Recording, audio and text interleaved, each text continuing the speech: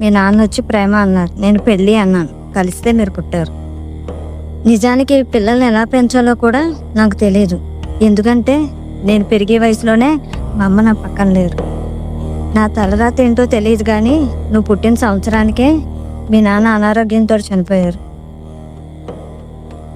మొగుడు పోయిన భార్య నీ సమాజం ఏమంటుందో తెలుసా? ముండా. ఆ పదంతో జనాలు అలా నన్ను పిలుస్తూ ఉంటే చనిపోవాలనిపించింది, కానీ మిమ్మల్ని చూసి ఆగేదాన్ని. మగదిక్కు లేని కుటుంబం అంటే ఈ సమాజానికి లోకువా. నేను తప్పు చేశానా లేదా అన్న మాట పక్కన పెడితే మిమ్మల్ని మట్టికి ధర్మంగానే పెంచాను.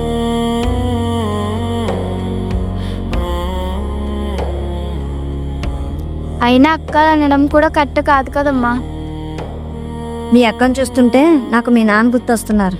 మీ నాన్నకి విపరీతంగా ఆకలి వేసిందనుకో, నాకు ఆకలి వేస్తుందని చెప్పడం కూడా తెలియదు.